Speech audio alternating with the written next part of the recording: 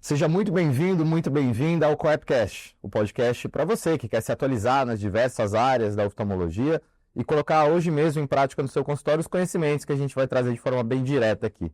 Meu nome é Glauco Aquino e hoje eu tenho o prazer de receber a doutora Liliana Nóbrega Cordeiro. Ela que é especialista em olho seco, cirurgia refrativa, blefaroplastia e cirurgias plásticas, lentes de contato, fez MBA, é um profissional incrível com bastante experiência aí na área, né? E também com a parte gerencial e empresarial muito importante que cada vez mais se torna a nossa prática no dia a dia. Então, Liliana, obrigado por ter vindo. Obrigada pelo convite, Glauco. Para mim é um prazer estar aqui com vocês, com o Coep. Maravilha. E hoje a gente vai conversar bastante sobre um tema que está ganhando muita importância, né? Sobre olho seco. E o olho seco ele tem ganhado importância e a gente precisa saber várias coisas sobre diagnóstico, tratamento, as atualizações, os novos colírios, novos tipos de tratamento. E você é uma das pioneiras, por exemplo, no uso da tecnologia de luz pulsada, né? Então tem bastante papo para hoje. E, doutora Liliana, por que você acha que tem ganhado tanto palco, né, nos congressos, nas discussões, né? Qual que é a importância do oftalmologista geral ou do cirurgião saber olho seco? Bom, Glauco, isso é um tema hoje muito fascinante, né? Especialmente para mim que venho tratando olho seco há mais de 20 anos, né? Então, hoje eu percebo que o oftalmologista geral, o médico cirurgião, o oftalmologista clínico percebe cada vez mais uma prevalência maior de pacientes de olho seco nos seus próprios consultórios, nas suas próprias clínicas. A queixa dos pacientes está muito acentuada em relação à superfície ocular. E aí, isso fica cada vez mais importante que o médico oftalmologista tenha conhecimento sobre essa área, né? Não se dedique somente a cirurgias, mas esse paciente que vai operar seja melhor preparado pelo médico cirurgião para poder ter melhores resultados. O médico que opera um paciente catarata refrativa, blefaroplastia, por exemplo, está vendo nos seus pós-operatórios o desconforto ocular desses pacientes. Então, acaba que a gente procura um resultado refrativo muito bom, um resultado estético muito bom, e às vezes a gente quer um resultado muito premium e a gente não tem esse resultado porque o paciente está queixoso com as queixas relacionadas à superfície ocular e à lágrima, né? Então, cada vez mais imperativo que a gente aprenda mais sobre olho seco, sobre a superfície do olho. E, respondendo à sua pergunta, cada vez mais prevalente porque o mundo mudou, né? Nós estamos em frente às telas o tempo todo. Desde a pandemia para cá, 2020 para cá, houve uma transformação digital muito grande na nossa sociedade e de uma maneira muito abrupta. Então, todos estamos hoje na frente das telas, dos celulares, dos tablets, dos notebooks, computadores, telas de TV, o tempo todo, de manhã, de tarde e de noite, seja para o trabalho, seja para o lazer, seja para um movimento, um momento de recreação em frente às telas, vendo os vídeos, vendo filmes, fazendo games, jogando, né? Então, hoje o mundo mudou, estamos em frente às telas e, com certeza, isso é um fator ambiental também muito grande, que contribuiu muito para a doença do olho seco ser cada vez mais prevalente. E, é claro, nós vamos discutir também outros fatores de risco para essa doença também. Legal. E já entrando nesse tema, acho que um ponto central que quem está nos ouvindo ainda não tem tanto contato assim, né, com córnea, com olho seco, é entender que existem vários tipos de olho seco, né? Não é uma doença só.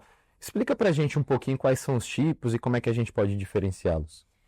De maneira mais didática, a gente pode subclassificar, né, os tipos de olhos secos em olho seco por déficit aquoso e o olho seco evaporativo. Mas cada vez mais a gente vê nos nossos consultórios uma prevalência maior dos olhos secos mistos. Perfeito. E isso é também de uma grande importância, Glauco, porque se a gente não sabe subclassificar esse olho seco entre déficit aquoso ou olho seco evaporativo ou mesmo olho seco misto, o nosso tratamento não vai ser tão eficaz. Então a gente vai tratando algo que a gente não sabe muito bem mecanismos de ação E o que a gente está vendo? Um paciente ainda, mesmo fazendo os tratamentos, ainda com olho seco, sem melhora clínica, né? Então, é saber essa subclassificação, saber fazer os testes diagnósticos, né? No meu curso a gente dá muito essas dicas, né? Testes, uma propedêutica mais básica para esse cirurgião, uma propedêutica mais avançada para alguém que queira se dedicar à superfície do olho, ao olho seco. Saber mais essa subclassificação vai direcionar melhor o tratamento e os pacientes ficarão mais felizes e mais satisfeitos, com certeza. Perfeito. E, assim, já adiantando um pouquinho, a gente tem a honra de ter como uma das nossas estrelas aqui do COEP a professora Eliana Nóbrega, falando num curso bem completo, né? São várias horas de aulas, de explicação, desde o básico ao avançado, justamente para todos os tipos de público, para quem já trabalha com olho seco, para quem é cirurgião e está buscando resultados bem diretos, e para aquele que quer aprender tudo mesmo sobre essa área, né? Que é uma área muito grande, tem se tornado cada vez maior. E puxando um pouquinho já para o tratamento, iniciando essa parte, acho que toda vez que a gente abre uma caixinha, né, para saber as principais dúvidas dos nossos alunos, sempre vem sobre os lubrificantes, né? E a gente sabe que tem vários lançamentos no mercado todo ano, a prateleira em qualquer farmácia tem várias opções e a verdade é que a grande maioria dos oftalmologistas não sabe exatamente lidar com essas opções, né? Então, na tua prática, assim, de forma bem direta, quais tipos de colírios você associa a cada tipo de paciente, ou tem uma classe, algum ativo principal que precisa ter em algum deles? Como é que você leva isso, né? Os colírios acabam não sendo todos iguais, né? Sim, isso é uma dúvida muito frequente, Glauco. Realmente, para responder essa pergunta, a gente precisaria de quase uma hora de aula para a gente explicar. Tem né? tudo no curso, né? Para quem quiser. Na verdade, assim, cada mês tem um colírio novo para a Exato, gente, né? exato. A indústria farmacêutica, a indústria de tecnologia, todas essas indústrias já entenderam que o olho seco é uma patologia hoje em franca ascensão. Perfeito. Então, todo mundo está estudando muito, investindo em pesquisa e desenvolvimento para trazer novos produtos que tratem melhor a doença do olho seco. Uhum. A indústria de tecnologia, mesma coisa, investindo em tecnologia de diagnóstico, investindo em tecnologia de tratamento da doença do olho seco, para que a gente cada vez possa tratar melhor os nossos pacientes. Mas, de maneira geral, a base do tratamento da doença do olho seco são as lágrimas artificiais. Sim. Né? E existem várias lágrimas no mercado. Existem as lágrimas que têm conservantes, existem as lágrimas sem conservantes, que serão muito bem indicadas para os pacientes que já têm um olho seco moderado para grave. Realmente, a gente não pode usar qualquer lubrificante num paciente desse. E fazendo um link com a pergunta anterior, né, sabendo o tipo de olho seco, a gente vai entender melhor qual é o tipo de lágrima para a gente usar nesse paciente, né? Então, existem lágrimas que têm um componente lipídico, que a gente pode usar nesses pacientes que têm um olho seco mais evaporativo, ligadas a blefarites, ligadas a disfunções de glândulas de meibômios. Existe, né, o hialuronato, né, o ácido hialurônico, que é um grande querido aí da indústria farmacêutica, que realmente tem um poder anti-inflamatório, um poder de cicatrização. Então, você vai ver se aquele paciente ele está com uma ceratite, ele precisa de um poder cicatrizante ali na superfície do olho naquele momento. Existem hoje colírios que fazem a associação, né, do ácido hialurônico com a carboximetilcelulose, por exemplo, onde a gente vai ter mais viscosidade, onde a gente vai ter mais uma retenção da lágrima sobre os olhos. Então, existe hoje uma gama muito grande de colírios lubrificantes. E saber os componentes dos colírios é algo fundamental também para o médico oftalmologista. Não é pegar o colírio da gaveta, não é pegar o colírio da amostra do representante. Sim. É entender melhor o que se passa na superfície do olho daquele paciente, qual a fisiopatologia daquela doença, para aí sim entender uma prescrição e fazer uma prescrição melhor para aquele paciente, né? Qual é a lágrima melhor para esse paciente? Eu vou fazer uma associação? Qual a posologia que eu vou fazer para esse paciente, né? E isso tudo vai depender da fisiopatologia da doença, se esse paciente está muito inflamado ou não, uma lágrima sozinha não vai dar conta, né? Nós vamos ter que fazer uma terapia anti-inflamatória junto. Então, é muito frequente chegar aos nossos consultórios pacientes que pingam 5, 10 vezes, 15 vezes o colírio nos olhos, sem melhora. Então, não é aquela lágrima, outra lágrima que vai melhorar. Esse paciente está totalmente descompensado, né, da superfície ocular. Então, aí sim a gente precisa associar colírios anti-inflamatórios, terapias outras, ou mesmo até tecnologia, para que a gente melhore a superfície do paciente, né? Então, isso é uma pergunta bem complexa, né? Existe uma resposta complexa, mas de maneira geral, entender a fisiopatologia para entender também os componentes de cada lágrima e aí sim você saber manejar melhor o tratamento clínico do seu paciente. Com certeza, com isso, seu paciente vai ter uma melhora dos sintomas mais acentuada. Boa. E um dos objetivos desse curso é justamente fazer com que o médico tenha segurança, porque é muito comum, né? O paciente vem com uma queixa, você passa a consulta inteira, faz todos os exames, etc., e não resolve o problema dele, né? Isso é muito comum e é um caso de insatisfação dos pacientes muito grande. E aí, já também avançando um pouquinho, boa parte dos pacientes que têm olho seco, principalmente aqueles com blefarite, com disfunção de glândulas de meibômios, etc., vai também se beneficiar da limpeza, né, da higiene dos cílios.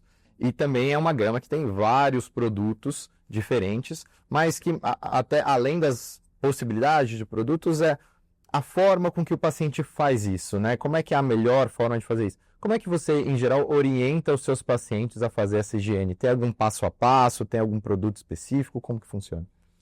Bom, excelente pergunta também, Glauco. Existem vários produtos no mercado hoje, né? Existe um produto que é gel, existe um produto que é o lencinho já embebido no próprio produto, né? Recentemente foi lançado uma espuminha também de limpeza. Existe também nas farmácias de manipulação espuminhas de limpeza também, que você pode ter a melaleuca também.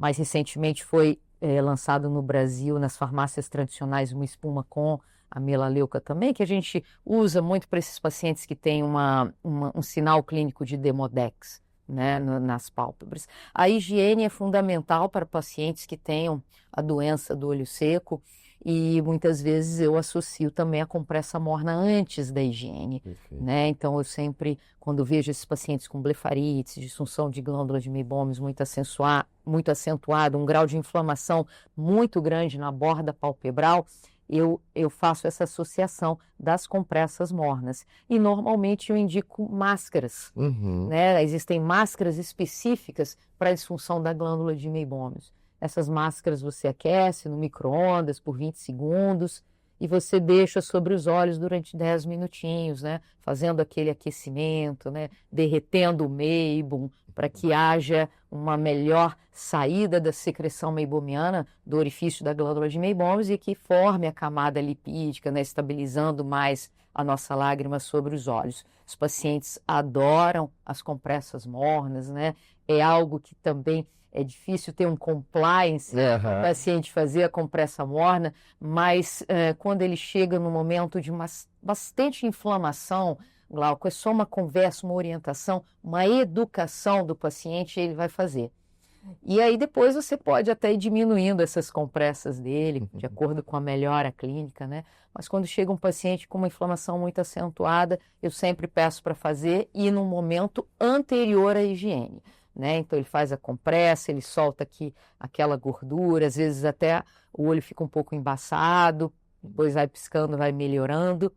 E na sequência, a higiene da borda palpebral e dos cílios e dos orifícios das glândulas de meibômios.